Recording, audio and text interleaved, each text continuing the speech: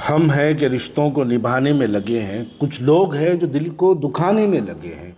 मालूम करो कहीं हाथ उनका तो नहीं जो आज आग बुझाने में लगे हैं। आज वक्फ अमेंडमेंट बिल के मुतालिक एक प्रोपेगेंडा फैलाया जा रहा है कि जो वक्फ के लुटेरे हैं, आज वो लुटेरे पूरे हिंदुस्तान को ये दिखाने में जो है मसरूफ़ है कि वो लोग हकीकी तौर पर वक्फ की प्रॉपर्टीज़ का तहफ़्फ़ुज़ करने वाले लोग हैं। कुछ उस सवालात के जवाब आपको यकीनन नहीं मिलेंगे, लेकिन हमारी ज़िम्मेदारी है कि हम आवाम के सामने कुछ सवालात रखें। कल जब आपकी उनसे कहीं मुलाकात हो तो आप उनसे सवाल करिए, दरगाह हज़रत हुसैन शाह वाली रहमतुल्लाह अलैह की 1654 एकड़ के लुटेरे कौन हैं? आप 1994 से लेकर आज तक, मैं मजलिस इत्तेहादुल मुस्लिमीन की बात कर रहा हूं, असदुद्दीन अवैसी साहब 1994 से वक्फ बोर्ड के मेंबर हैं और हज़रत हुसैन शाह वाली रहमतुल्लाह अलैह 1654 एकड़ आपकी सरपरस्ती में लूटी। दरगाह बाबा शरफुद्दीन पहाड़ी शरीफ की 2365 एकड़ 2365 एकड़ बोरों में लैंड किसके पास आप थे? जब वक्फ बोर्ड के मेंबर आप थे, आपकी सरपरस्ती लूटी, जिसमें से 1200 एकड़ जीएमआर के नाम पर एयरपोर्ट पे ले लिया गया, आप उसके मेंबर थे, तब लूटी। दरगाह फकीर मुल्ला 1200 एकड़ जमीन कब लूटी? आप उसके वक्फ बोर्ड के मेंबर थे, तब लूटी। गोटाला बेगमपेट 20,000 करोड़ की प्रॉपर्टी, 20,000 करोड़ रुपयों की प्रॉपर्टी लूटी, तबाह हुई। कब? जब आप वक्फ बोर्ड के मेंबर थे। सिकंदरपुर 639 एकड़ लैंड हाई कोर्ट के अंदर हम हारे, हमारी वक्फ बोर्ड की लैंड कब्जा हो गई, हाई कोर्ट के अंदर हारे। वक्फ बोर्ड हाई कोर्ट के अंदर पार्टी तक नहीं बना, सुप्रीम कोर्ट में अपील के लिए तक नहीं गया, इसलिए वो जमीन हम हारे। कब? जब आप वक्फ बोर्ड के मेंबर थे। संगारेड्डी में दीनदार खान मस्जिद के तहत 100 एकड़ जमीन मेन रोड के ऊपर, हम वो केस हारे, वक्फ की जायदाद हमारी लूटी। कब? जब आप वक्फ बोर्ड के मेंबर थे। दरगाह हजरत इब्राहिम बल्खी की 900 एकड़ की जमीन कब लूटी? जब आप वक्फ बोर्ड के मेंबर थे, तब लूटी। मस्जिद अलमास चोडुप्पल पे 443 एकड़ लैंड, उस्मान अल हाजरी हमारा बड़ा भाई कोर्ट से वहां पर स्टे ऑर्डर लेके आया, स्टे ऑर्डर लाया तो उसका स्टे ऑर्डर वेकेट कराए, स्टे ऑर्डर वेकेट कराए। वक्फ बोर्ड उसके अंदर पार्टी तक नहीं बना वक्फ बोर्ड स्टे ऑर्डर लाने के लिए। उसके बाद आज 443 एकड़ लैंड हमारी लूटी। कब? जब आप वक्फ बोर्ड के मेंबर थे। आपसे मैं सवाल करता हूं, बताइए, vintage palace, Mehboob pride, crown palace, KS palace, ये किसकी जमीन पे है? वक्फ की प्रॉपर्टी पे है। PIL नंबर 124 ऑफ 2015 डिमोलिश करो बोला हाई कोर्ट, उसके बावजूद आप KCR की धोती पकड़ के आप रोक के रखे थे उसको, इस वास्ते वो प्रॉपर्टी पर डिमोलिशन नहीं हुआ। उसके बाद हमारा भाई उस्मान अल हाजरी सेम फिर विंटेज पैलेस के लिए एक नया PIL कंटेम्प्ट फाइल करे, कंटेम्प्ट नंबर 1742 ऑफ 2017, जिसके अंदर हाई कोर्ट कंटेम्प्ट डाला। BRS की हुकूमत थी, आप उसके KCR को पकड़ के और वक्फ की जायदादों पर जो कब्जेदार है उन लोगों को ना हटाने के लिए आप अपना कार्य, जब उसकी धोती पकड़ के अपने ये ब्लैकमेलिंग के काम, आपके वक्फ की जायदादों के तबाही जो करे, आप लूटे करे, इसके ऊपर एक्शन नहीं होना बोल के जाके आप वक्फ के चीफ मिनिस्टर के सामने अपने घुटने टेक देते। उसके बाद आज जब रेवंत रेड्डी आया, फिर जाके उसकी धोती पकड़ लिए, इस वास्ते पकड़ लिए कि आपको फिर से कोई प्रॉब्लम जो है गवर्नमेंट की तरफ से क्रिएट नहीं होना, इस वास्ते आप जाके झुक गए।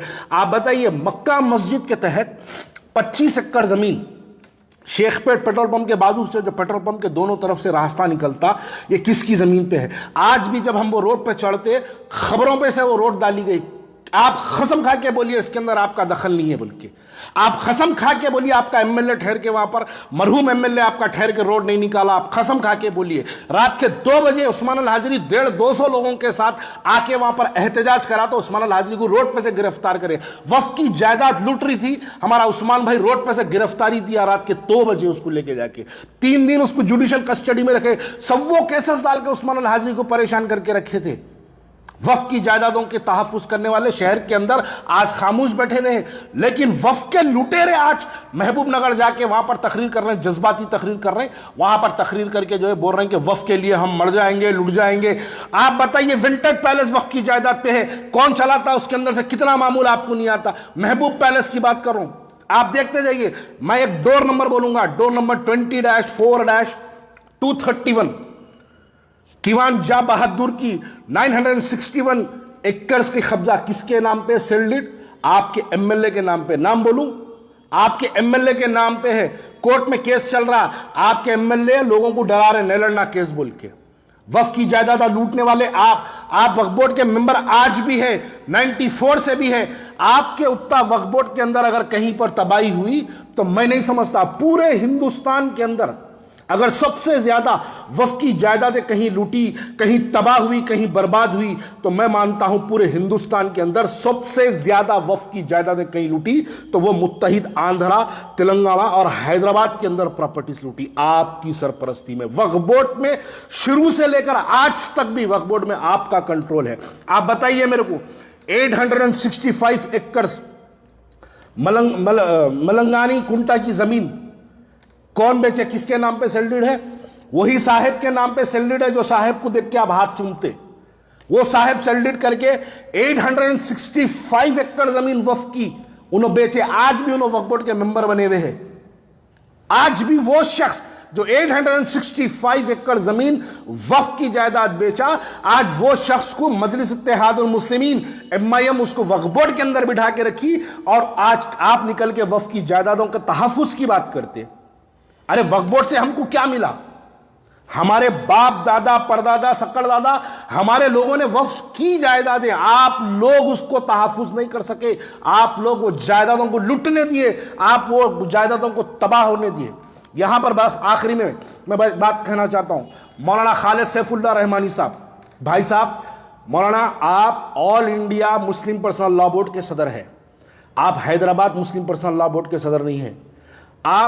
आपके साथ एक खिलवाड़ हो रहा, आप मासूम हैं, आप नादान हैं, आपको नहीं समझ में आ रही बात।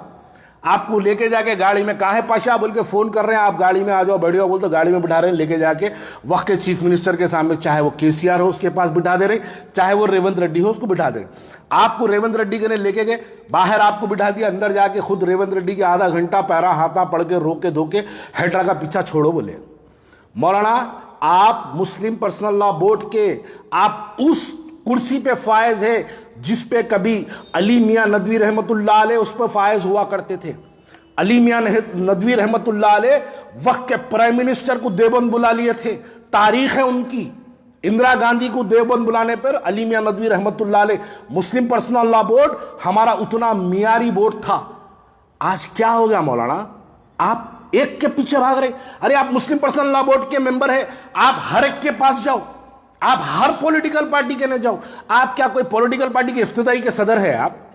आप मुस्लिम पर्सनल लॉ बोर्ड के सदर है। आप आवाम से बात करिए, आप ये लीडरों की बातों में आके चीफ मिनिस्टर को नुमाइंदगी करने रहा। आपको तो खाली पेश किया जा रहा, आपको तो खाली एक लेके जाके सामने खड़ा कर रहे हैं आपको, लेकिन आपकी लेके जाके सामने आपको दिखा रहे बात वो हो रही। KCR को भी आपको लेके गए KCR के पास, लेके जाके KCR को बोले मुसलमानों का गंपा गुत्ता दे दो, हम मुसलमानों के ओटा आपको दलाए थे, देखो मुस्लिम पर्सनल लॉ बोर्ड है, देखो फलाने मशाइख है, ये फलाने उलमा है, सब को ले आए। 184 उलमाओं के साइना करके लेटरा दिए, लाइनों को साइना करके लेटरा अखबारों में तक छापे, हम TRS की तायद करें, हम TRS की तायद करें। हार गए।